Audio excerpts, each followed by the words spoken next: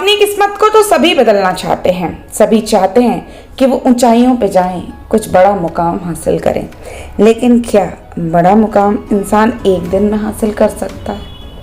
और यदि बड़ा मुकाम हासिल करना है, किस्मत बदलनी है, तो जिंदगी में एक सूत्र आज आप ज़रूर अपनाएंगे और इस कहानी को सुनने के बाद आपकी ज़िंदगी में एक नई शुरुआत होगी यदि आप इसका पालन करते हैं। ये कहानी है कौवे की। वो मांस के एक टुकड़े को पकड़कर बैठने और खाने के लिए उड़ रहा था, लेकिन उसको मांस का टुकड़ा उठाए देखकर चील और बाजों का एक झुंड उसका पीछा कर रहा था।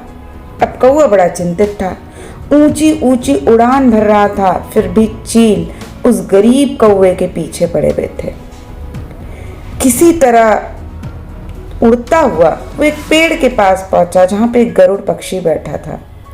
कौवे की आंखों में दुर्दशा और पीड़ा देखकर कौवे के करीब आकर उसने पूछा, क्या गलत है? बड़े परेशान और तनाव में हो। कौवा रो पड़ा, इन चीलों को देखो, मारने के लिए मेरे पीछे हैं। अब गरुड़ पक्षी जो कि ज्ञान का प्रतीक होता है, उसने कौवे से कहा, मेरे दोस्त, वो तुम्हें मारने के लिए तुम्हारे पीछे नहीं है, वे तो मांस के उस टुकड़े के पीछे हैं जिसे आप अपनी चोंच में पकड़े हुए हो। बस इसे गिरा दो और देखो कि क्या होगा। अब कौवे ने गरुड़ के निर्देश का पालन किया, मांस का टुकड़ा गिरा दिया और तुम वहां जाओ। सभी चील गिरते हुए मांस की ओर उड़ गए। गरुड़ ने मुस्कुराते हुए कहा, दर्द केवल तब तक है जब तक आप इसे पकड़े रहते हैं, जरूरत है उसे गिरा देने की। कौवा झुका और बोला, मैंने मांस का ये टुकड़ा तो गिरा दिया, अब तो मैं और भी ऊंची उड़ान भर सकता हूं। ये कहानी हम सबके लिए एक संदेश है। पहला संदेश है कि लोग अहंकार नामक विशाल बोझ को ढोते हैं जो हमारे बारे में एक झूठी पहचान बनाता है, और हम अपने लिए कहते हुए पैदा होते हैं कि मुझे प्यार की जरूरत है, मुझे आमंत्रित करने की आवश्यकता हो, मैं ऐसा हूं, इसलिए ऐसे ऐसे बहुत सारी बातें कहते हैं।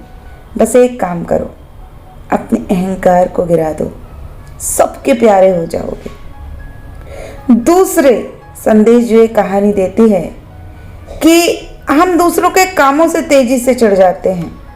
ये मेरा दोस्त, मेरे माता पिता, मेरे बच्चे, मेरा सहयोगी, मेरा जीवन साथी हो सकता है, और उस वक्त हमें क्रोध आता है।